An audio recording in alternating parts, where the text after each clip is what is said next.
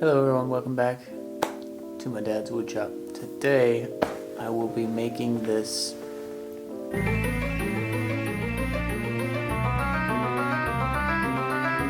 it's like a wooden nightstand slash chest that we're gonna put board games in, and it's for my wife's birthday.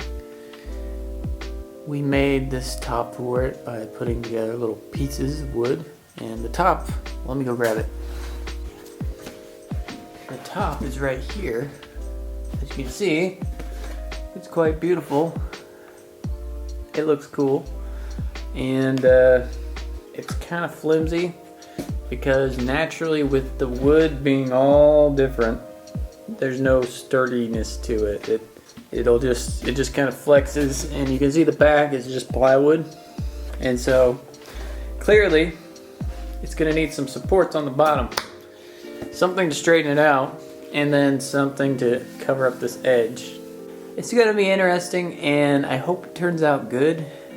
I really don't know if it will or not, but we will see. This is not necessarily the best way to go about designing something. You should probably have a plan before you start, but I might never publish this video if it sucks. So basically, when you want to make some really wide pieces of wood, you could go chop down a redwood tree, but since there's not very many of those left and they take like hundreds of years to grow, what you'll do is you'll get your wood from your supplier, and it'll be around an inch thick, and at the end of it you probably want it to be 3/4. And so what I did on this particular one is I planed the wood down, because even though you have inch thick wood, it's going to be a little rough and hard to work with. So I planed it down to some workable pieces. So that's what we're starting with today. We're going to try to take these here and turn them into some sort of box. Alright, so we're going to run it through the machine and see what happens. I placed a vacuum on the top, and that should help us because we don't want sawdust building up in there. And we're going to run it through. And I haven't used this since I made my desk, but I think it works pretty good. So let's see how it does with this piece of wood. For those of you who are wondering, this machine is actually called a drum sander, and it's pretty useful for stuff like this. When I used to make cabinets, we didn't really use it a lot, but when you're running a really big slab through that's just uneven, like a desk or a bottom part of a chest that won't fit through the planer, this is just definitely the preferred thing, as opposed to trying to sand it all down with, a hand sander or whatever.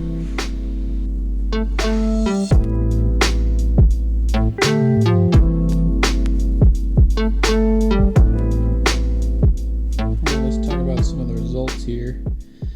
So, as we can see, there's a little bit of burning that took place, but overall I'm pretty happy with it, because this is the area right here. You can see where this area was very uneven, and now it's completely smooth. There's burn marks because I think that's just because the belt was old, and then there's an area right here where it's dipped in, but that will sand out, and these will sand out, and so we're good to go. And I decided to leave the bottom rough like this just because I like it, and no one else is ever going to see it or think about it. I'm going to run these bad boys through the planer. Should be a lot quicker.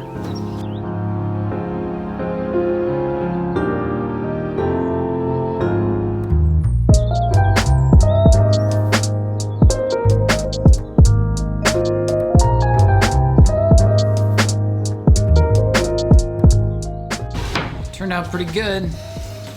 As you can see here, I can now start to trim the edges of this bottom piece with the radial arm saw, and then trim it widthwise in the table saw. And no, I'm not getting my fingers close to it, that's just the camera angle. Yeah, so now we've got our bottom piece, and I'm gonna go ahead and do the sides. based on this. Sides are probably going to be about 8 to 10 inches high.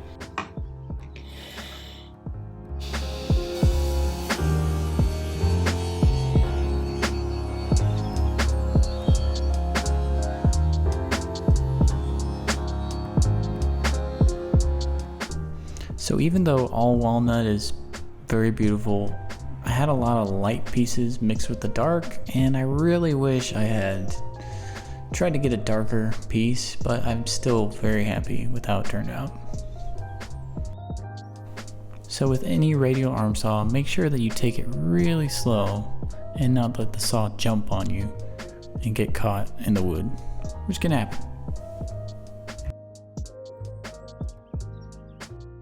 So now I've got the bases for everything. The easy part is I just got to make pocket holes on the underside of this board to hold everything together, and then I will also do pocket holes throughout these boards to connect them as well.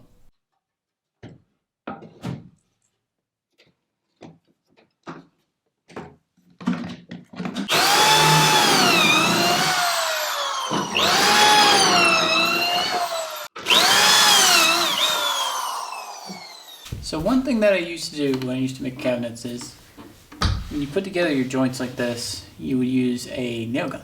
So let's go ahead and do that. Get our nail gun out. Now before we can use the nail gun, we're gonna have to put some glue on the edges.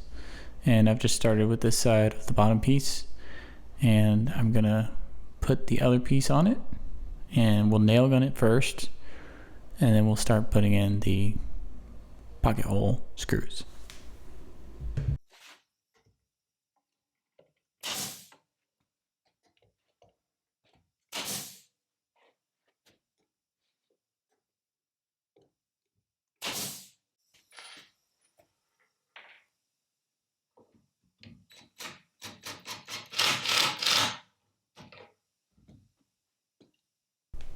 On this project, I didn't quite have time to do a really beautiful dovetail or, you know, box joint like I've done in other things, but pocket holes sure make it fast and are relatively easy to stay hidden.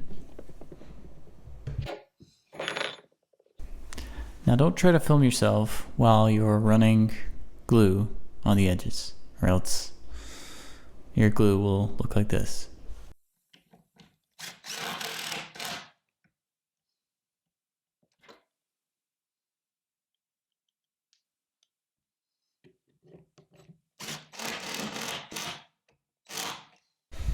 Now the reason I'm breaking out the clamp here is not because I really need to clamp this project. As you'll see when it's completed, there's really no clamps needed. I just did this because this corner was just not really behaving. I had to get it close enough to get the screw in properly.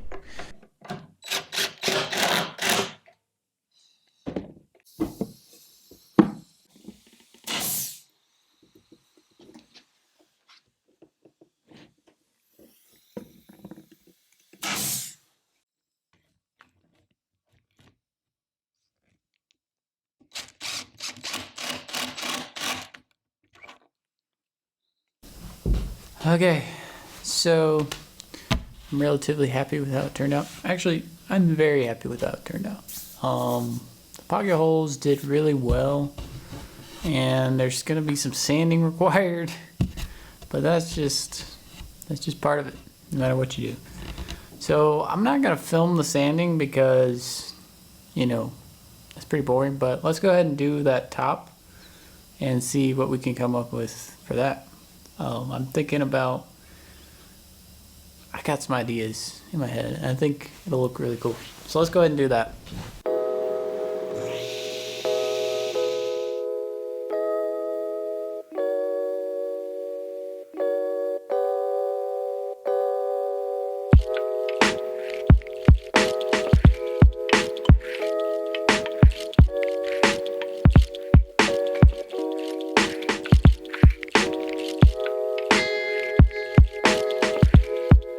So what I ended up having to do is create these So these are the edge pieces, and basically I just did a 45-degree angle. This inner part here is going to line the inside, and then that angle is going to connect, and it's going to look really cool because it'll be a nice joint, a nice joint like that. Show you here. That's the goal. Kind of like a picture frame.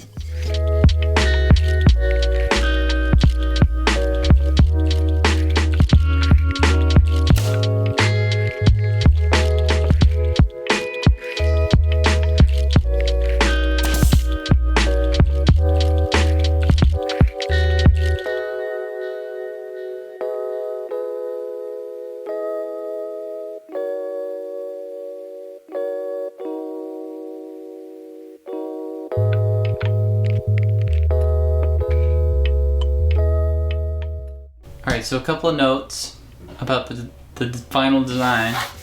So I went with a wider board on the edges, so you'll notice that here. And we did not actually need any sort of support system underneath, and it's all just glued. And I clamped it, and the edges turned out really nice. And once it was all sanded, it all just blended really well, and I think that this project was a success.